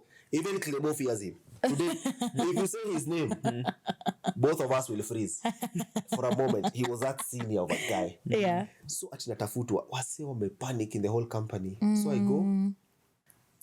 I get into the office, then I go to his office. Then it's like, he used to call me by my middle name. Buogo, how are you? Sit down. Have a seat. Kaka. So I have this project I want you to handle. So kurudi kwa ofisi wasi wako like ile wanangoja kusikia umse alikuwa fire. Okay. Kufika niza nini? Alikuwa anani brief. Wasi walikuwa shocked. Ati una kwa brief tunasi. Yani groups yao ameku. Yani he called. He didn't call to say I want a creative sent. I want Buogo sent to my office. Okay. I went and did his presentation. After we had something called CRINC. CRINC was critical thinking. So at this point, remember Clemo is the one who's raised me. Yeah? Or who's responsible. We are working in a company he worked for. I'm reporting to the same boss he used to report to the same group boss. Then there's something called CRINC. Clemo was the one who was holding the top position in CRINC. I'm the one who came and nikamotoa. Allah. Mimi nilikuwa nikatoa Clemo CRINC. Alafu we used to be given something called thumbs up. Ukifanya job poa unapata thumbs up. Thumbs up moja ilikuwa worth so 2. Oh. From clients. Not from clients, from me. Okay, if I'm a manager and you do a good job, I'll give you a thumbs up. It's a sticker. So ukienda finance wanakupatia so 2. 250 I think. Mimi nilikuwa nimekulanga hizo thumbs up mingi. Every week nilikuwa nakaa tao. Ile mazili nilikuwa nimekula hizo thumbs up. Nilikuwa nakulanga thumbs up because the truth was this. All the other creatives I was working with had not gone to school to study whatever that. So them walikuwa ni wale wasewa welcome. Alafu ni watu wa IT wanajua nini wanafanya. So that's also another place, God's favor. So that was it's just God's favor upon God's favor. Mimi sisi kukwambia unasikia vile nasemanga God shames the wise. This is an example of God shaming the wise. Unajua bado sijaomoka, yani bado breakthrough haija come at that particular point. My breakthrough comes at this particular point. I want you to remember his good, pleasant and perfect will. The more we talk now, I want you to also remember good, pleasant and perfect will. This phone call, the next phone call that comes, if my mom was alive, I would not have taken that phone call. I would not have gone to Dar es Salaam. So, funny thing, there's a guy who's working in that company. It's called Simon. So mimi nilikuwa nasortingi Simon. I used to sort him out. So Simon is leaving for TZ. I tell him, when you go, don't forget me. It's like when I go... job. Yeah, I made a job TZ. When you go, don't forget me. Project ama job. Job. I'm a resign. So he goes. He keeps quiet for several months. For several months, he's quiet. Then one day in April, Simon looks for me. What year? 2012. You're still working at this agency of the lady calling you Leslie. Okay. 2012. Simon calls me. He's like, Leslie, would you like an opportunity to come and work here? I'm like, why not? Anyway, he's like, okay, someone will call you. It was on a Monday. On a Wednesday, a phone call comes through. He's like, we want to engage you. We're going to send you a ticket. Send us your passport number. Nilikuwa na passport. Nikatuma passport number. Lakini lazima nikavaccinatiwe yellow fever. On Friday. Nikaenda kuvaccinatiwa. Manze, nilikuwa na BlackBerry ingine hapo kubwa hivi nilikuwa nimepewa. Email ikaingia na ticket ya ndege. That was the first time I was taking a flight. Oh, wow. To Dar. 2012. I went to Dar. Nikafika. I went for the interview. I used to be paid 24K. Take home. Thanks. In Kenya. Yeah, Kenya, take home. This is a place. So akaniuliza, how much do you want? Nikamwambia me I want 100,000. Akaniambia $1,000, yes, sawa. Haku negotiate. $1,000. Yeah. Uli feel like ungesema haya? No. They're giving me that money. They're giving me a car. $1,000 is your salary? As a salo. They're giving me a car. They give me a house. And of course the allowances. And airtime. Buddha, you can never ask for more. Uko sawa. I'm 24 years. Uko na gari. Niko na gari. And that's why God is not a respecter of man. Just like this amongst my peers, I was the first one to actually drive. Damn. 2012. Nilikuwa nandai. Nilikuwa expert. Kuna experience pia. Nilikuwa my friend. Mimi life yangu ili changing in one phone call. Like this. That's why they say God is not a respecter of man. Yani, then my life starts in Dar. By that, I have a question. By the time you are doing this course at Shangtao, did you ever even think that you'd get to in those offices that you got in? Let me tell you now. For fun? Good. Now let me take you back. So we are with every morning we used to have status on Monday. And every day whenever I used to go for status, I used to just tell God, I know one day I will own a car and I will have a good life. But I never used to think where it's going to come from. Because remember, I'm earning 24,000. Even if nikiomoka aje, nikupatiwa job ya 50K. Or they'll just double my salo. Agency sasa. I never used to see how. But I used to be like hopeful. Yeah. One day, I will own a car. I will have that kind of life. So when I was doing Shangtao, no one ever thought, if anyone was asked who's going to make it in life, it was never going to be me. Yeah. Let me ask also. Mamaliza? Yeah. How you said, someone, your friends wako, they're doing big things, pharmacy, law. Uli think ukitoka Shangtao, you'll maybe hata join campus, do something. we didn't have the ability. Financial. Sikuwa na hiyo financial.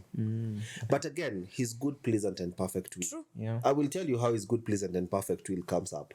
Okay. Eventually, how all this not going to Campo, not doing all these things worked for me. All right. So 2012, you've gone for the interview at Dar es Salaam and they offer you the job. Umepatiwa nyumba, gari, nini. You come back home and pack your bags and you're like, cheki sirudi. I resign. At this company. Yeah, I talk to Clemo. Clemo tells me, go. Who is here? Then I go. Your life is starting afresh. And it's such a culture shock. Madem. Dar es Salaam madem. Azuri. Mimi naona nakujanga kuna angalia tu madem niko like. Dar es Salaam ndio sawa hawajazaliwa. Huko ndo the beautiful ones are not here. Huko ndo wanazaliwa. Oh. Shida ni location. Hawajazaliwa huko. Shida ni location. Shida ni wako wanazaliwa. Culture shock. Alafu how the things just happen very slowly. But they uko vitu tu ni pole pole. No one is in a rush. Such a culture shock. And then madam. Yeah, me emphasize it. Emphasize madam. Wali confused. And you need to understand. I'm coming from Kaha West. Madam unaonanga, madam alikuwa amemoka kabisa na madam wa Esto. Madam wasupu kabisa, unaonanga Esto. True. Mimi nilikuwa naishi so nilikuwa tushapita nao au ni wetu sasa. Unaona au ni wenu sasa tuwezi kuja kusumbuana nao. Alafu naishia Dar es Salaam square meter. Madem wote ni wasawa. Per square meter yani good chicks per square meter. Banza mimi nilichanganyikiwa first of all with the level of beauty. No, 24. Niko 24. But the one thing that really helped me was I was grounded. Because Uko job, umeka job. No. Fear of HIV at your job. Pregnancy. That is the only thing. Hakuna kitu kingine that I was grounded in the word. It was just fear. I could hear my mom speak to me and unajua I just could hear my mom speak to me and tell me, "My day, be careful," and stuff like that. So that is actually what saved me. Okay. And that is actually what saved me. Yeah, then I got onto the job. The job ilikuwa ya company gani? Okay, I don't know if you can mention the name, but what was the position? Also, I was called I was called what? Creative consultant. Creative something. I've forgotten the name. And let me ask.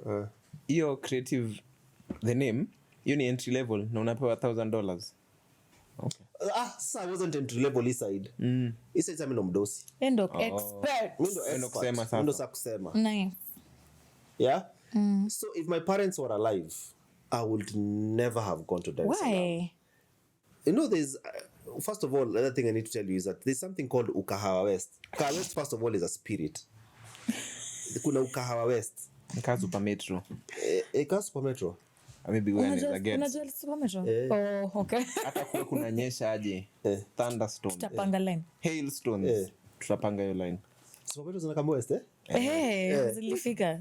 We thank the Lord. So you're saying there's a thing. If my mom was alive, there's the comfort that comes with mom. I will never have gone to Dar. You would have wanted to leave her? Probably. Oh God. Same. Yeah. You too. Mimi nilikuwa naishi hapa karibu. Then when I told my mom I want to move like mbali. Yeah. It became I could just see her eyes go watery. Yeah. Anafikiria. I'm sure it's for the good. Chani toke niko hapa sana kwako. Nimeconfide hapa sana. Yeah. Sisongi mbele. Yeah. I'm really grateful that good, pleasant and perfect will. Ndio hiyo. Now the call came at an opportune time. Yes. The position. They are the position. Okay. I now move. I now have money I have never had before. 24 young man. 24 years. I have never had such kind of money. Yes. You know, 4 times my salary because it was 100 and something thousand. Because I was paying 24,000 was take home. Alafu kwanza na ni currency ya Tanzania. Yes, 27,000 was take home. So 7,000 nilikuwa nilipanga rent, 7,500 nilikuwa nabaki na pesa nyingine na now I'm being paid 4 times that. Na ulipi rent. Na uko na ndai. Na sikii na ikiwa mafuta. Ati ungesave ununue ndai. Na save ninunue nini? So now I went back to school. Uko to Now Dar es Salaam. I chose what I wanted to study. And that time, digital marketing had just come in. Okay. Now I went back to school. So my money was being spent in school fees. Degree? I wasn't doing a degree, I was doing a certification. Okay. And now, that's the difference. I can work anywhere in the world. People with degrees, they have to go for their degrees to be converted. For mimi, akunanga conversion. Okay. Nikiingia hapa napewa job because I'm certified, I'm chartered all over the world. Wow. What school is this now? CIM, Chartered Institute of Marketers. Okay. Kabisa, yani like me, I became that guy who... Your certificate is recognized. So nakumbuka pesa yangu nafanya madegree. Hao sasa hizi fanya job nje ya nchi. Lazima ifanye conversions, sijui nini, sijui convincing, sijui nini. Mimi hata work permit yangu TZ ilitoka tu hivi. Why? Because I have now CIM. There was something else I was doing now. The first one was not as easy to come. But now the second one, it's just that this guy has now CIM. I'm chartered. Unajua, it's recognized all over the world. I did it from Brito. Lakini acha nikwambie, before hapo nilianguka hiyo exam. Mpaka nikaambiwa you can't appeal. Appeal to redo? Umedunda mpaka wezi appeal. Hiyo ni kumaanisha imemakiwa mpaka na monkey. Yaani uko mbaya. Na bado ukadunda. Uko mbaya. Imemakiwa na monkey na bado ukaanguka. Monkey business. So, yeah. Sorry. That was it, yeah. And then, so that I got the opportunity to go to school. I did that Chartered Institute of Marketers. Then after that, I did the Digital Marketing Institute. I went to SA. So now I started getting side gigs in TZ. And I was being paid in dollars. Good, pleasant, and perfect will. That money was school fees for me to go to SA to study. Nikajilipia ndege. I remember I paid flight for myself. I went to school for 1 month. It was like 1 week of introduction. Hapo hizo zingine mlikuwa mnafanyia nje. Okay, distance learning remotely. We did that. I got to graduate. Then the day I was actually doing my wedding. What did you do in SA? The same thing. Digital marketing. So I'm supposed to get married on Saturday. I'm doing my exams on Thursday. Na nikapass. So exams zote zikakam pass the same day. CIM had done it earlier. My results came, I've passed. Digital Marketing Institute, I've passed. You have a wedding to look forward to.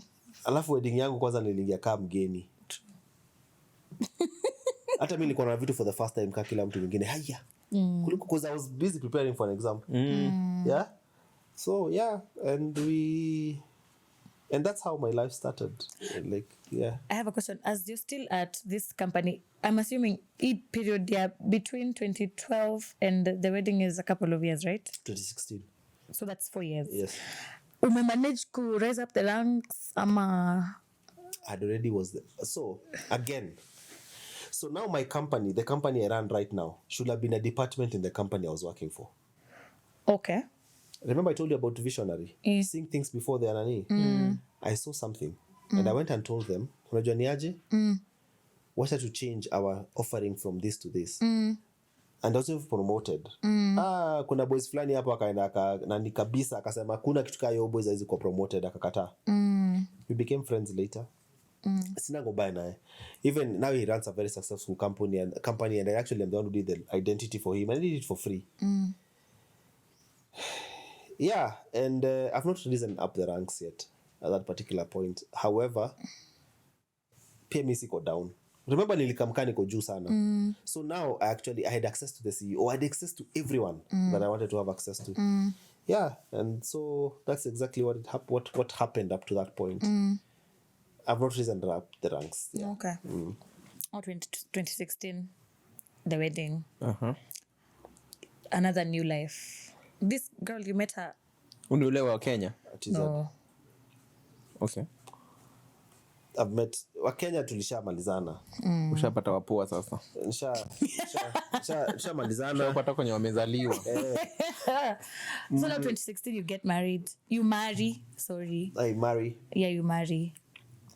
Job wise? I quit. You quit same year? So in February, I go and I meet the board of the company I was working for. 2017. And I told them this company is gonna die. They so laughed. brutal. They laughed. This time actually they were billing double digits in the billions. Wow. In the billions, TZ billions, 100 billion Tanzanian shilling is 50 million Kenya shillings. That's huge profits. They are billing 50. They are building like 7-8 times that in a year. Afu kwenda ukawashwa ati mtadai. Aje. Unashanga ujamaa. So, and for sure. Yeah. They were closing down. Almost closing down. I remember that's the one time I prayed and told God, don't let them shut down. Kuna wase wako na watu yuko. They were shutting down this almost the same year or the following year. Yeah. It didn't even take time. And that time they were making so much money. Because I'd seen the tides. That was my next. What is it that you saw? What was it that they were doing wrong? Even in they weren't seeing it. The moment you're in any industry and you start making a lot of money, you've peaked. The next thing is going down. I noticed all our jobs were based on relationships. It's because we knew we had, and these people are now moving with their lives to much greener pastures. And every time a new person comes, we have to start again. I was like, we need to change how we are offering, and we need to start giving our clients more value and better value. But they had not seen that. So yeah, we went our separate. So I before I resigned, I wanted to resign. Then they sent an email, they're retrenching. I was like, I'm not going anywhere. And I knew I was going to be retrenched. So, nikiresign sipatiwi do. Nikiretrenchiwa napewa do. So, nikapewa do. Nikangoja nikaretrenchiwa. Like some early retirement money. I went home and then that's how my company, Uncle, was born. But Uncle was born because my stepson... Sorry. A-N-G-K-O-L. K-O-L, yes. A-N? G-K-O-L. Oh. How it came about is my stepson aliniandikia father's card ile alafu alikuwa kinita Uncle Isaac. He didn't know that. So one day I was with the mom. He used to be at the auntie's place. He used to go there over the weekend. So we were dropping him at the auntie's place. So the mother came out. Hi, Mommy Isaac. She said hi. Hi, Isaac. He said hi. So they didn't know what to call me. Hi, Uncle Isaac, because I know the dad. Hi, Uncle Isaac. So he thought my name ni Uncle Isaac. Hakuwajua huyo uncle, hiyo Isaac ni yeye. Oh. Yes. So he wrote me a Father's Day card, Uncle Isaac. I still have it to date. And that's how the name Uncle was born. Okay. Yeah. So I owe the name Uncle to Isaac. Yeah. I've also heard the kids calling you Uncle. Nimesikia pia watu wa miacho wakikuita Uncle. Ama hiyo tu ni... No, because they know I'm practically been in their lives since they were born. Oh, okay. Practically been in their lives since they were born. You're asking? What pushed you to start your own business now? So now I've left. I was supporting this company. Niko curious sana kujua jina hii kampuni ilianguka. Hiyo utaniambia behind uko nyuma. So I'm actually supporting this other company. I'm supporting this bank. Then I leave. Ile siku nilitoka hivi. Head of client service alikuwa hajawai come kwa office yetu even a single day. The month I left, she came to our office 3 times. The company kaniambia, Leslie, we are going to be doing this business together. Wewe endelea kufanya ile kazi ulikuwa unafanya, we'll be sharing profit. Okay. You'll be keeping 55%, we'll be keeping 40. You'll be keeping 60, we'll be keeping 40. Okay. Nikafanya nao. Then nikafika mahali nikachoka, nikakuwa registered as a supplier with the client. They got tired of billing me through another company. Yeah, that's how my company was born. Then the first job I made some good money. I made 1.5 M Kenyan shillings. Yes. The first month? The first job, yes. Oh, the first client who came in? Yeah. Okay. 1.5 M, man. Nikanunua render engine, kikompyuta kikubwa kikurenda. Nikabai nini nyingine nimesahau. Then the wells went dry. For a while. Yeah. So that's another challenge of owning a business. Tukiongea huko nyuma, you are saying you solve problems. That can be very broad.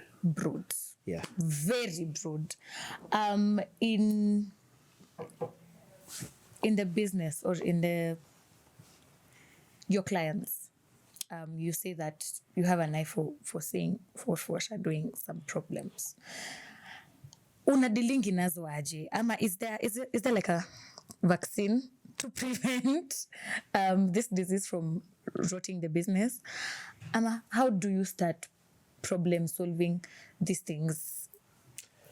So until when you understand how my business grew. So how my business grew is I used to be given marketing problems to solve. Now I'm a marketer. I'm given marketing problems to solve that don't need marketing solutions. So I started digging. Oh. Unamka ile curiosity nimewambia? Unamka ile discerning nimewambia? Unamka ile, yeah, I started digging. So na me, I'm not digging to ask what, I'm digging to ask why. What, why? So I started coming up with answers that other agencies didn't have. And that's how I started that's how my company was born. So, but I was a designer in the beginning. It was mostly design. Okay, so when you're coming up with the business, you're doing design? Still design. Okay. But I had a vision. And the vision was very clear what I wanted to do. So I was a designer for the longest. And then my company started evolving.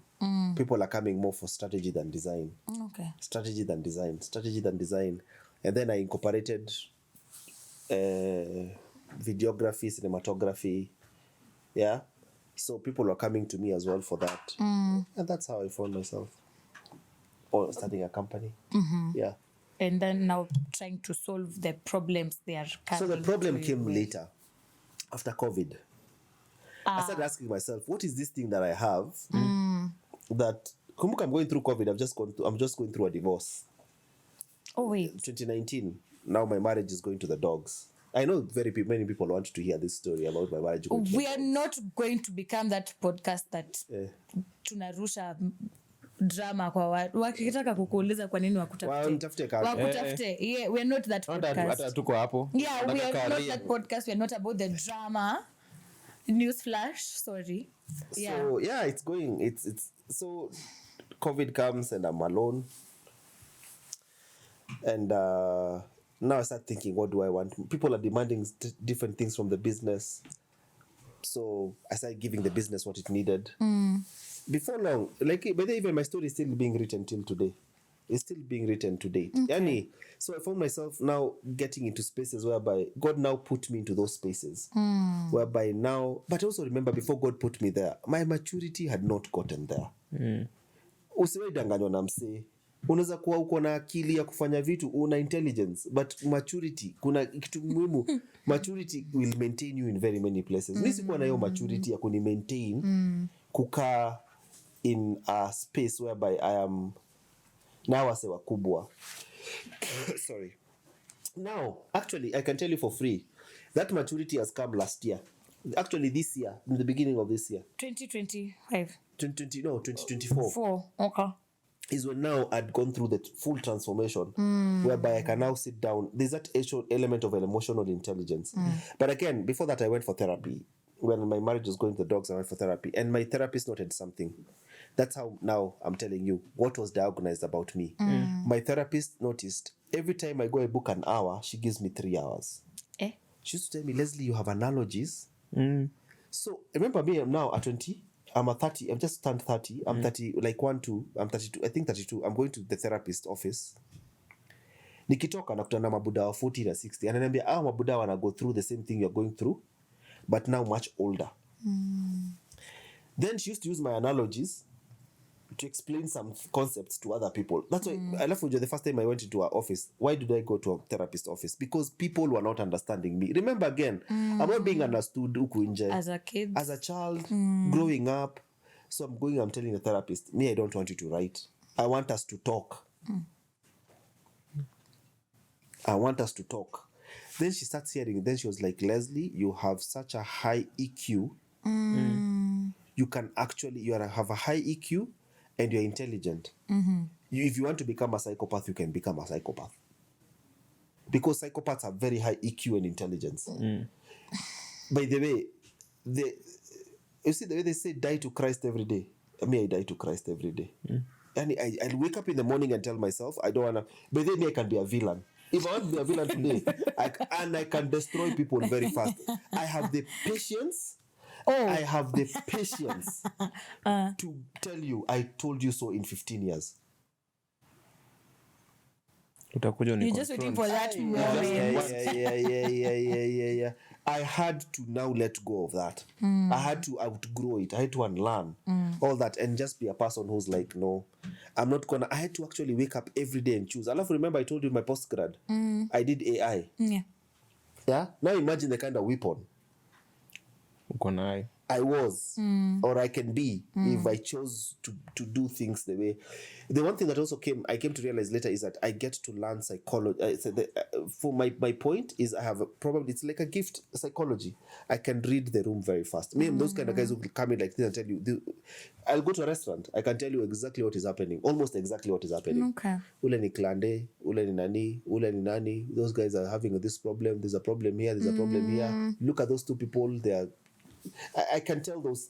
So if my job right now sometimes involves a lot of that, a lot of consumer psychology. There's a lot of consumer psychology. Why do people make the decisions they make? And you can use that to manipulate the system. I'm just grateful that God. So one of the things also when I left my marriage, I told God, anything I'm going to use in my marriage to show this lady that they may or more kind of made it, and to use it as a weapon, withhold. God alisikia. God ali withhold. Took it seriously. Manze, God ali withhold. But I'm grateful that God withheld all that. Because I did not have the maturity. I honestly did not have the maturity. And I did not have the maturity and the humility to take. I did not. I would have used it for evil. So kwa ungekuwa kwa Christ ungekuwa mse hata sio Christ. Kwani watu wanaibanga tutaongelea kama kuna watu wameenda wakafanya campaign based on kwa crusade. Kasongo. Watu wangapi? How many politicians? So we're not even talking about a specific politician. How many politicians? The whole campaign has been about the way they were to Christ and why are they? It was not. We don't know the most corrupt countries in the world. The poorest, some of the poorest countries and the most corrupt, actually countries that identify with Christianity. Yeah. One of the things I didn't tell you that actually changed my life is I divorced religion. I had to divorce religion. Remember, I was raised very religious. I was not raised to look at Christ. And that's a problem with people who've been raised in church. They don't look at Christ. We take grace for granted. Yeah? Me, I had to divorce church. Not church, I had to divorce religion. Religion is man-made. Yeah. Religion is very man-made. I had to sit down and divorce religion. And that... Until this year, this is the first year I've stepped in church more than once. No, this year I've stepped church 31st and I don't know last week on this Sunday. Last Sunday. But it's because after I went through the whole of that process of divorcing religion, I started learning God for who He is. I started understanding God and learning God for who God really is. And the beauty that came with that is I came to understand God as a loving Father. I can never understand God in His sovereignty. He's not defined by time and space. I am defined by time and space. I cannot understand Him. Remember when I told you how people define you? So right now, in case I tell me something that flies and takes off. What will you tell me? A plane. Because that's what you've seen. Yeah. What if I'm talking about those things that are Wakanda? You will always mention things or associate things based on what you've seen and what you've known. So I had to unlearn God from a point of, I was taught to fear God, and to a point of a dad. And I was taught, we are taught religion, lifting your hands while you're praying and crying and doing, I came to realize, by the way, you can actually talk to God. You don't have to do all that. Just talk to Him. He listens. He's a father. Unajua baba yako si lazima uanze kuenda. Daddy, unajua manze vile unanibaya TV. Nikasema wewe ni baba wa nguvu. Wewe ni baba umeweza. Wewe ni baba huwezi ukaniangusha. No, you just go and tell your dad. To polite. Yes, Daddy, you said if I become number one, you're gonna buy me a bike. I think I'm number one. I want a bike now. I started relating with God and interacting with God from that perspective. So more of Christianity than religion. Sorry? So more of Christianity than Faith. religion. Faith, okay. More of faith. I started learning God from a point of faith. And to date, I remember I changed my I was having a different therapist, and then we were talking and she's Muslim. Then after that I got another therapist. She was a Christian, and I enjoyed it because we got to a point both of us cannot explain some things, and we're like, anyway, we have a God who, there are some things of God we can't understand, and even psychology cannot explain. My new therapist, we were having a conversation. I was telling her, there's an element of God in the things. I'm not the smartest. Look at my story. I'm not the smartest. I'm not the brightest. I'm not all these things. And the Bible says, "Not the fastest that win the race, neither the strongest that win the fight." It's purely God. There's nothing I have done for God to give me and make me where I am today. It is purely because of His grace. Because of His grace, because of His mercies. And you can't bribe God. Hawezi bribe God na God, but akina Hari na Havi, the first thing I asked them nikuja home is, were you good boys? We were good boys. Ask. Then they say the name of the house help. You can't bribe God to say, but they God nilikuwa boys mpoa. Ile ndai sasa unipatie. Hauna character ya kuendesha hiyo gari. I did not have the character to actually handle the money.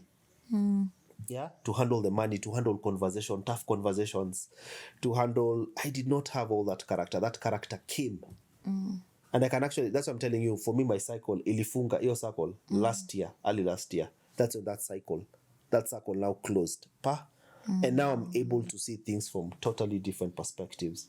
Yes, that is actually what changed everything. So career-wise, so my business has gone through 2 transitions. Before that, yeah, Juna, and I feel in the same thing I want to ask or make you talk about. Kuna kitu tulikuwa tunaongea hapo off camera.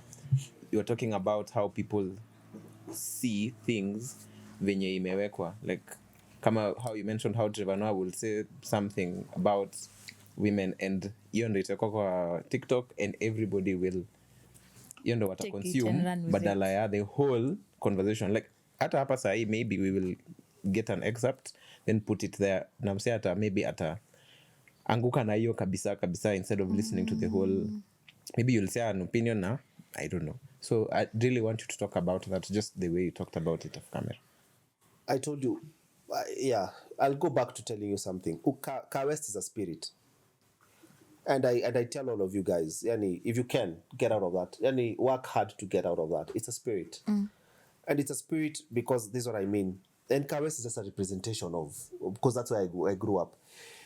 Someone has decided you're going to believe something in a certain way. Right now, even with social media, what you consume, someone, and that's the job I do as well, is I do a lot of narrative. I dictate how narratives are gonna flow. So I know this thing. I don't wear brands. You will never see me with a Gucci or a never. Or Louis Vuitton. Never. I'd rather dress up something like this and do marketing for a friend's business or something of the sort. Than, because I know that t-shirt is the same t-shirt that this t-shirt is. The only difference is that someone put here a brand that I built. So people have made you believe the things you believe. There's someone who sat down and decided that you're going to believe. An example, we've been told, I'll go off topic kidogo. Do you know you've not been nurtured right now to actually choose a good partner? You know that? Your nurturing has not been, you've not had the nurturing to choose a good partner. You've been nurtured to choose a good wife that the community and the society will accept. Ask him as a pastor. Yeah, he teaches us every day. Yes, that is what the society has taught you. Is someone who's acceptable to the society, not someone who makes you happy or compliments what you are. Unajua? So we've been taught to look for certain signals. And now one of the things there's an article I wrote, and sometimes I write articles, and I said a man who's divorced the mother. Divorcing your mother means deciding that all these things you've been told, you're going to question them, right? So, like, for example, women have been given a signal. A man who drives a certain car, lives a certain place, does certain things, that is a man you're supposed to take home, right? That's what you've been told. That's a man you're supposed to take home, not kindness. Unakumbuka mimi nikiambiwa I didn't have a future because kuchora cartoon. Wewe unapeleka mtoto wako aende kuishi na msichana anachora cartoon. Hata wewe unajua hapa sasa nitakuwa nalishangaa say for life. Unajua watoto wanakuja kula kwa shosho, waenda kulala home.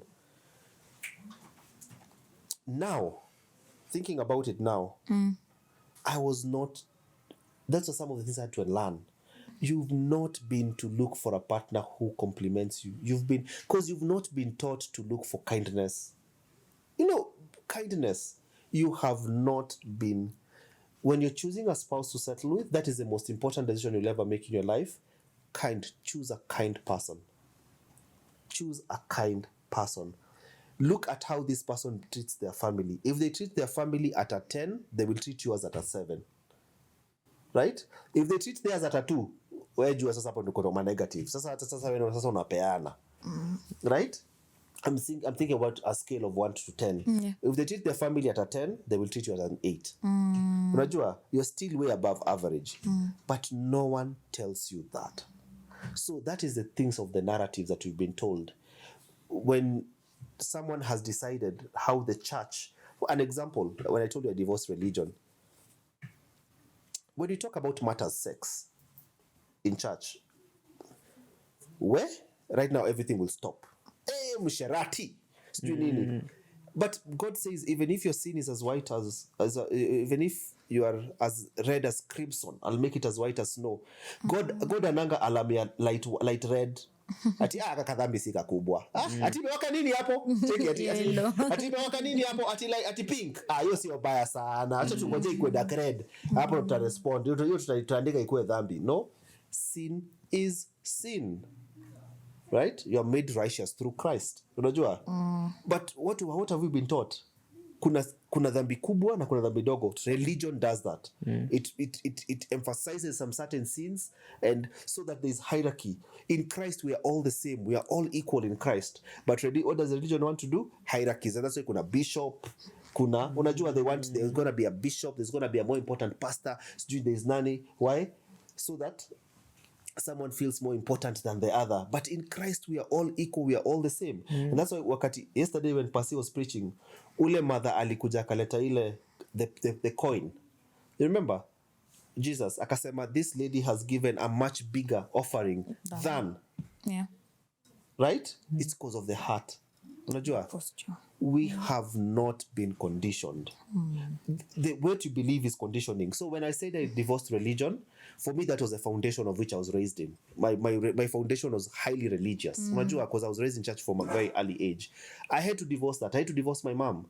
I had to silence that voice of my mom that tells me I can't do some things or I need to do some things. Unajua? Yeah. And I also just had to just be forgiving to myself, even as a business, to just be forgiving to myself. An example, I went through a spurt of buying shoes. I had over 70 pairs of shoes. Oh. There's someone you need to have a conversation with after this. We will tell you about. Yeah, you I'm need to have suspecting Yeah. You think yours is worse? Have you you think been yours to is his bad? Have you been to his Plastic, how many pairs right now? 100 and something. You think 70 is a lot? Achana 100. He gives out shoes like 30 pairs. Masikianga Larry, kamia viatu. Kutoka hapo kwake na pair 30. Ananiambia nimebakisha like one something. Nashanga. Yeah, so yours was not bad. It was that on that side. I think you need to start a therapy group.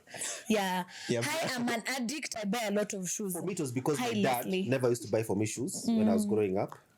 And I said, nikipata do, nitanunua viatu. But for me, it was a phase. I gave out a lot of shoes, but... No. By the way, my dad, I used to be given sometimes hand-me-downs by my cousins. Now... Yeah, you all need to talk. You all seriously need to talk after Now, this. I went through a phase of buying, and then I got out of a phase of buying shoes. And I got onto... So, because I have very wide shoulders, and that's what I'm saying. Narratives. Unajua narratives. I have wide shoulders. Naturally, I just have my wide shoulders, and my body kubalis gym very fast. Unaona vile pasi amejenga. I can get to that body in 1 month. My body kubalis gym very fast. Just some very slight activities. My body kubalis gym. It respond. So I started finding myself, whenever I buy shirts, they don't fit. So I started kwenda kushonewa shati. So my shirts are bespoke. It's one of one. Hakuna mtu mwingine akona shati kama yangu. Because vile nashonwa, it's one of one. I'm very specific how I want my cufflinks to look like. I'm very specific how I want my collars to look like. Narrative. Do you know what was going through my head when I was doing that? You're wasting money. Do you know how much it is to make my shirt? It is way cheaper than going to a shop to buy a shirt. Because material ya shirt is expensive. Yeah. So, and I got a good fundi to do that for me. My trousers, most of my trousers are bespoke. Why? I don't like belts. So I have my trousers done. Narratives. Which one is more superior? If you put me and Sir Henry's, who is actually wearing a much superior outfit? Who is Sir Henry's? You. It's me, Cindy. Sir Henry's is, I think, is a designer. Yeah, Okay. a designer. I'm probably wearing, because it has been bespoke. It is bespoke. Ni yako. Ni yangu. Lakini msata endea nini? Sir Henry's, because umeambiwa that's what we should run for. Okay. Unajua, narratives. Always, so one thing I did, I started questioning narratives. And that is actually what changed my life. I also came to realize sometimes we believe into things that we're not supposed to believe into. Like, for example, and don't believe everything you hear. I want to speak to the young guys. Don't. You will get there. Manzemi, I used to look at Clemo. Clemo alikuwa na gari kwa Nikki. Ilikuwa Subaru ya blue. Iko na ufa mbili kwa boot. Iko na mid-range. Iko na...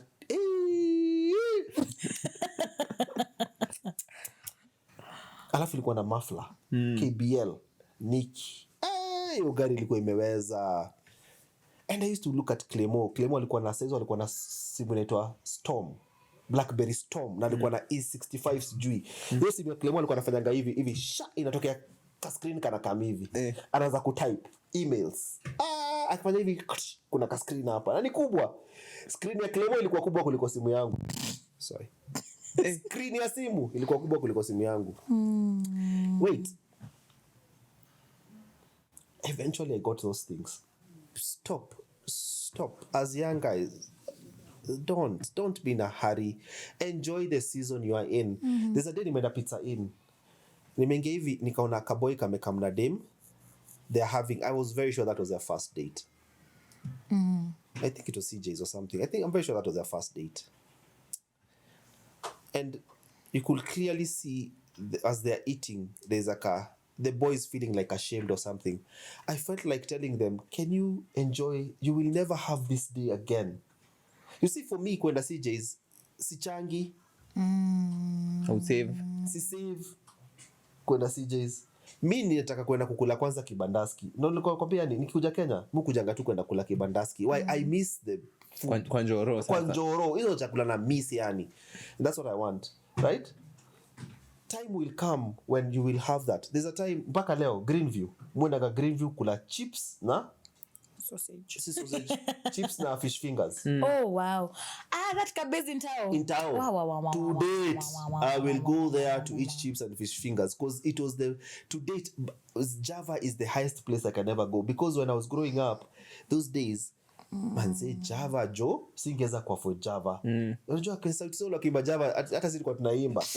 Nipeleke hata sio tupeleke Java nipelekane hata mimi nishienda wewe Java. Okay. And now thinking about it, now you are able to afford these things. Take your time. There is no hurry. Good, pleasant and perfect will. You better eat ugali and skuma in God's will than eat nyama outside God's will. Right? Good, pleasant and perfect will. Hakuna. If you guys have heard my story. If my story, I told you, ukiuliza madhe, hii story wataipiga hivi. Wakipiga hii story, watapiga akaenda akakuwa mwizi, akaenda akakuwa designer, akaanza kufanya kazi River Road. Unajua yani, there's a very specific path that they will go. But God the author and perfecter of our faith, he decided that my story was going to go very differently. I told you, unajua, mtu anachoranga cartoon. No one ever thought I was going to become one of the first expatriates the church is going to give out. And now, unajua, right now you're running your own business, and God has been more than faithful. I've also gone through my ups and downs as a business, yeah? But you will get there. Don't be in a hurry. You will get there. Just be consistent with what you're doing today. An example, I don't set goals. Resolutions, I don't set goals. You got resolutions? I don't. I set emotional goals. What do I want to feel this year? Like this year, I want to feel focused. And God kept on telling me obedience. More focus and obedience. So I will go back and ask, what is that one thing that is making me not focus? What is one thing that makes me not feel focused or obedient? Then I discover mini YouTube. I'll have a lot of YouTube when I'm working. So I need to have focus. So I'm going to learn how to silence YouTube and just work. And things like that. It's going to come. It's gonna come. With this conversation, the segue I took was because of when you're talking about narratives. There's a narrative you've been told that success is driving a certain car, is living in a certain place, is doing certain things. That is not success. Success is being peaceful. Yeah? When I left my marriage, my friend, nilikuwa na lala, and I lost everything. I went to start afresh. I used to sleep peacefully. And not because she was a bad person or was in a bad marriage. No, it's just that unajua yani, I came to realize there are other things that are more important in life. Peace, you can never buy peace regardless of how rich you are. You can never buy peace. So those narratives, that's what I learned. And when I told you I divorced religion, I told you I'm going to come back to that story. I know it felt controversial in the beginning. Is I had to unlearn a lot of things and start questioning these narratives that we've been given. And what that did is I also became very empathetic and I became very understanding. An example, if you ask me about akina Mama Mwangi, kuhusu akina Set Free, I would have probably have had a lot of bitterness in the beginning. But the older you grow, you realize, by the way, hata sisi tulikuwa tu mashida yenyewe. You start learning a lot of these things. You start realizing being forgiving to your parents. You discover your parents actually did the best they could with what they had. You start realizing one of the biggest things that has happened to me now is my stomach. I can't eat as much as I used to. Johnny alikuwa anakulanga chapati 10 by the way. I can't eat Johnny Oops. Alikuwa anakula chapati 10. Sijui kana kulanga ngapi size. Like right now I can only do probably 1 chapati. You realize wewe mtu amekula chapati ndondo na mtu amekula lasagna, wote wameshiba. Wow. Ndio. So, patience. Question those narratives as you're growing. Question, ask why. And don't let no one shy. I told you Kawest is a spirit. I'll tell you again why. I'll clarify that. Is you've grown up ukiambiwa a certain thing. Ukiambiwa you need to believe things in a certain way. Question. Question. Bapo, when you're in church, question, why do we have a pulpit where it is? Kwani pulpit, pastor hizi bonganga kama anatembeanga huku akipiga story akidaliwa akigotea wase. Question. And that's what ended up making my career. My career came because of questioning and doing things differently. Yeah. Wow. Amazing. Right? Wow. I mean, already ninaona mkitengeneza 1 million shots from what he has this conversation said. I'm just like hiyo ni point. So many shots, so many videos to take on TikTok. Let me tell you, I'm recording because you are awesome. Inayo That's very many pointers, very many lessons to learn from your story. Very many lessons for real. And the other thing, bitterness. Don't be bitter. Don't be bitter. Forgive. Let it pass. Ukuwe na utu. You come and understand. Remember, it was very easy for me to say, oh, the church ilitutupa. But also remember the church. Who is the church? Is me and you. So these guys are losing their parents. They're also losing their sisters. They're also going through the most. So Wow. Yeah, learn that thing. Bitterness. It takes so much of your time to be bitter. Your energy. I saw somewhere, I think you can TikTok or wherever to kwa media that you use so many muscles to frown and almost like a few to smile. Yeah. So it takes so much of your energy. So much of your energy, so much of your time. Then you have hatred. Alafu it moves and then you heal and then so yeah. Let it go. Just let it go. Awesome. I wish we had ukuadi saa 7 za usiku. I really wish we did. We've been here for how long? 2 hours. We've done, I think, 2 hours plus. We've done without a timer. Yeah, like so we really don't know. I think we've done 2 hours so far. And it's more than 2 hours. And it's awesome. It's really awesome. I think for the first time in a long time, we're going to have a part 1 and a part 2. Yeah. Thank you, Leslie. Thank you. You've shared a lot of gems. And I know so many people are going to learn from them. So thank you to our listeners. Thank you for listening to Leslie or watching him on YouTube. Don't forget to subscribe, like, share. And we will meet on the next episode, whatever number it is. I've forgotten at this point. Plug Njoro. Watu wako kwa Njoro. Amesema anataka kwenda kwa Njoro. Okay. Panga kazi. Okay. That's it from us. Until next time, stay safe. Okay. Bye-bye. Thank you guys. Bye-bye.